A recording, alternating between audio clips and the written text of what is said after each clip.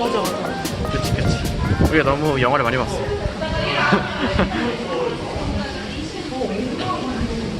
나는 하이. 뭔가 나는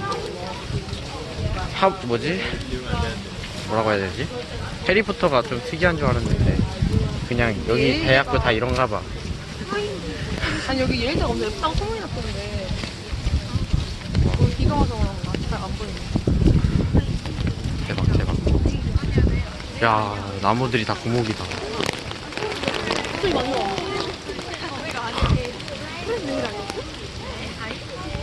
야, 붙자. Hey, welcome to Old Campus.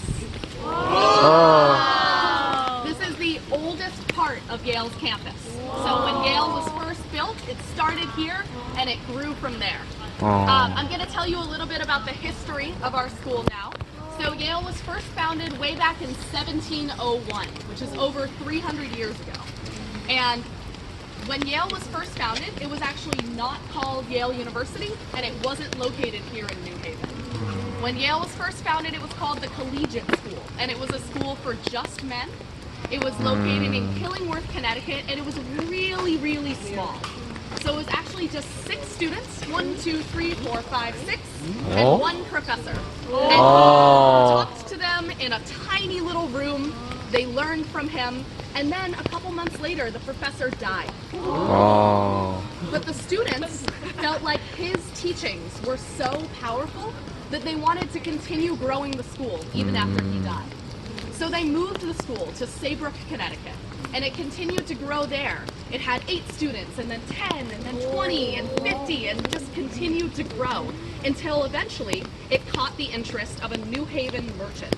This man's name was Jeremiah Dummer, and he decided that he wanted to bring the collegiate school to New Haven.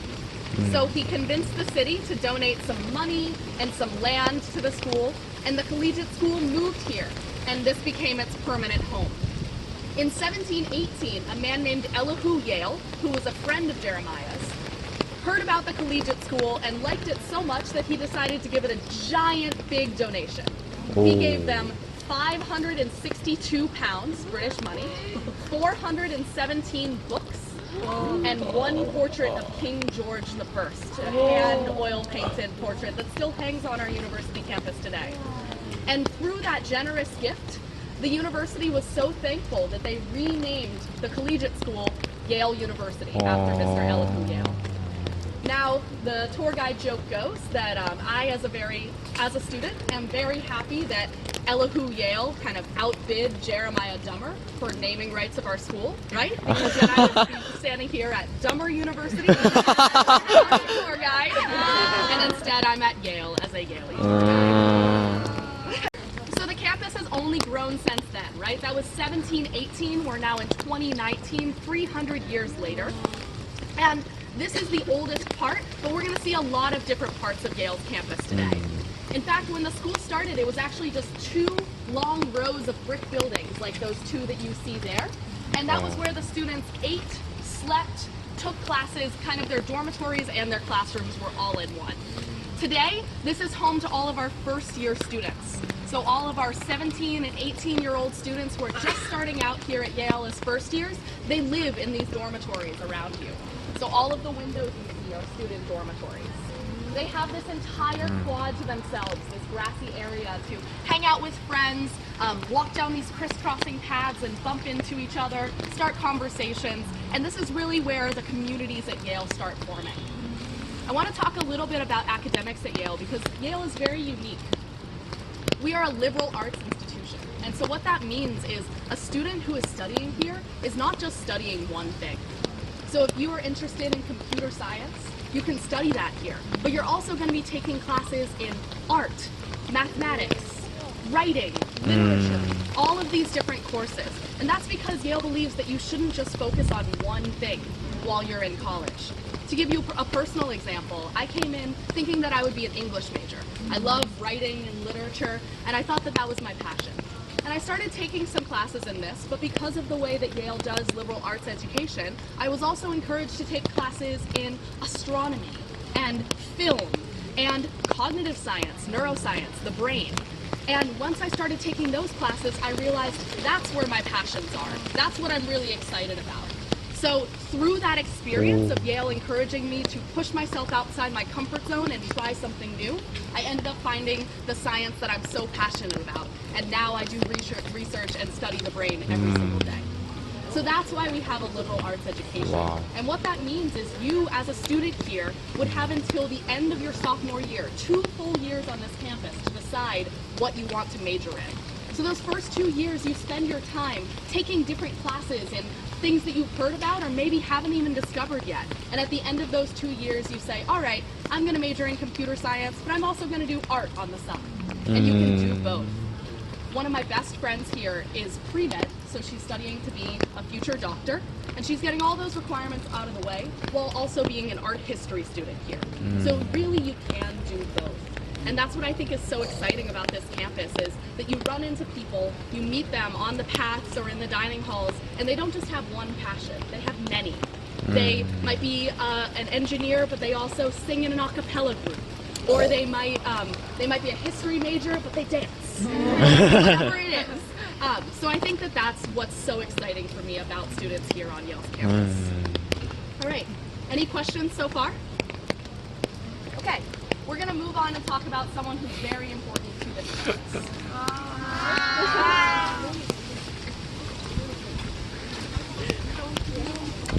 박혜정 표정.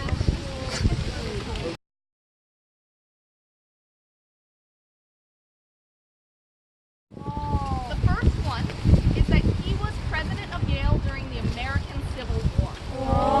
This was the war in which the North and the South of America were fighting against each other. Literally tore our nation apart. It's called the war between brothers because sometimes families were on either side of the border and were fighting against each other. So this war was really a tough time for our nation. And Theodore Dwight Woolsey was president of Yale, a northern university during this time. And rather than sending his southern students home to be with their families and fight in the war, he decided to keep northern and southern students together on this campus during the war.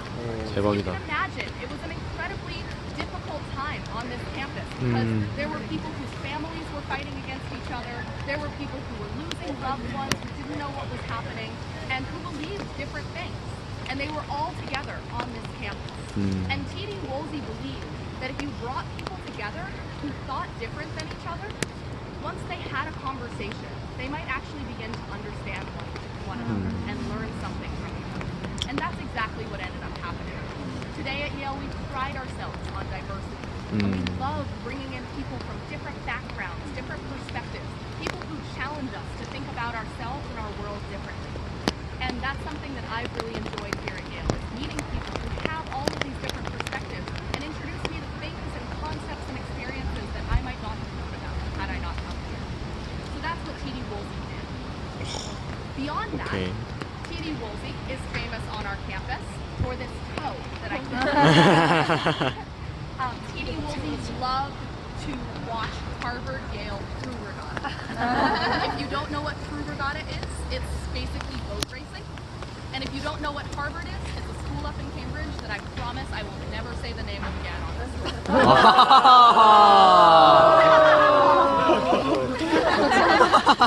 So T.D. Woolsey would go to these crew matches, these boat races, and he had this weird tradition of pushing the Yale boat off with his toe. And it seemed that every time he was there to push the Yale boat off, look at that, they won. And every time he wasn't able to make it, the Yale team would lose.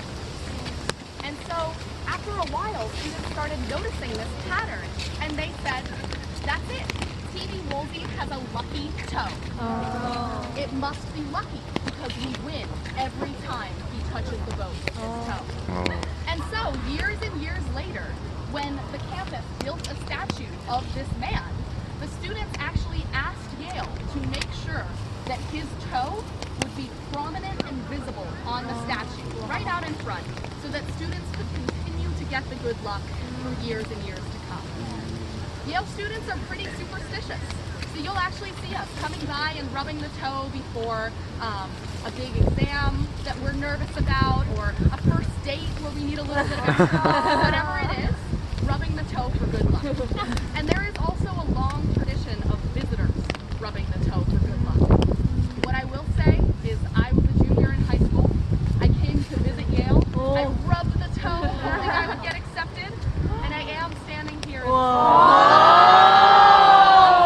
toe is lucky, but I'm not saying. So I'm going to leave the toe. I'm going to stand over there. You want to rub it? Go ahead.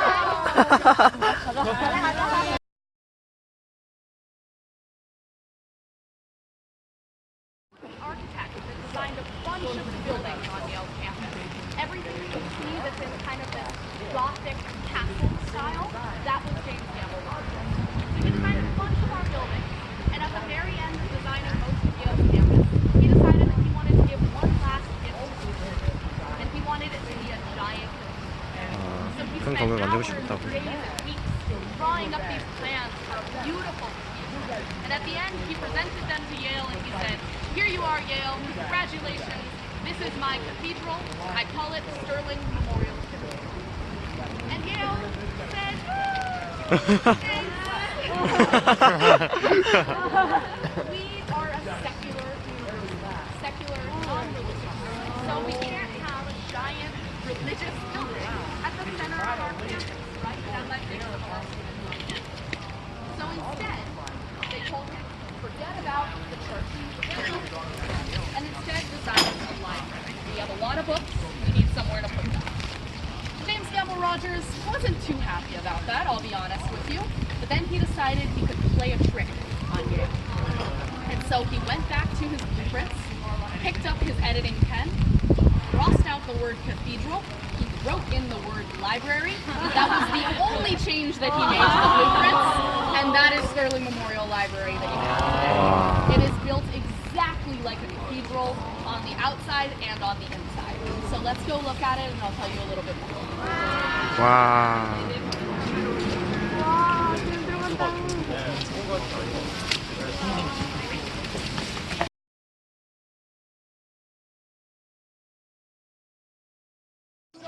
Portraits, the marble floors, the high ceilings, everything reminds you of the cathedral.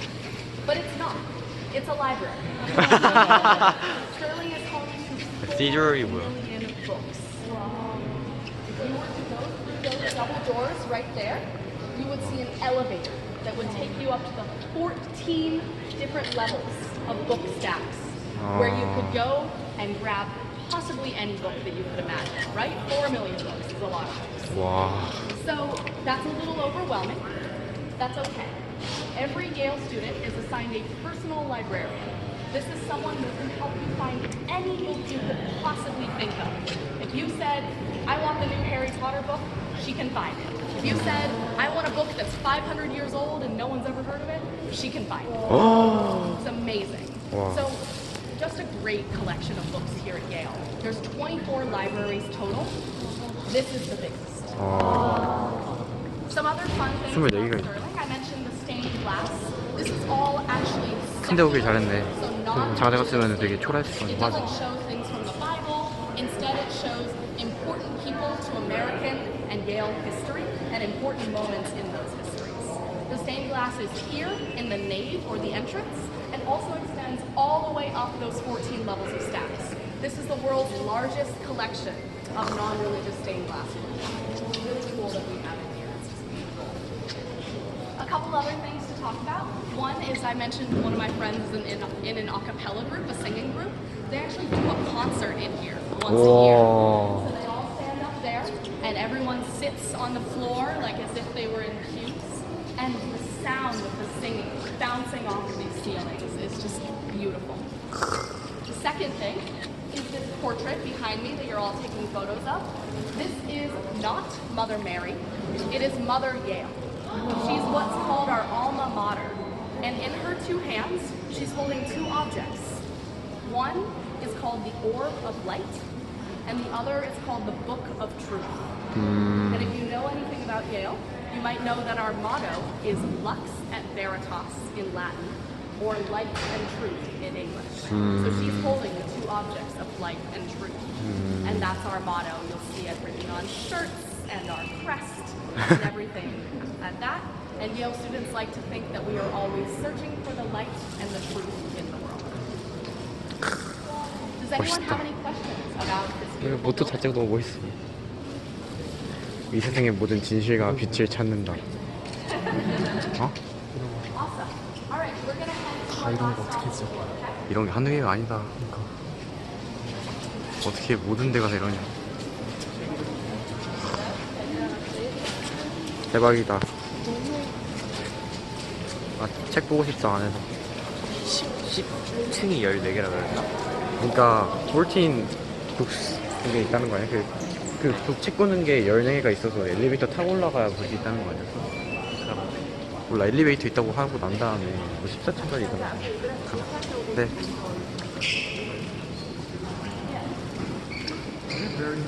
앞에 누구세요? 근데요? 전대요. 너무 올바가 아닙니다. 아, 뭐 그래도 잘 나오시니까 한번 해줬다.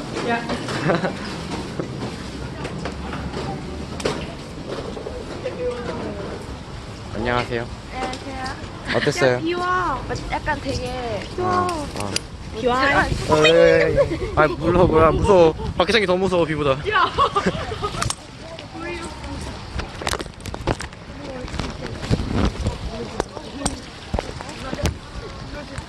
대박이다, 근데. 아, 아이.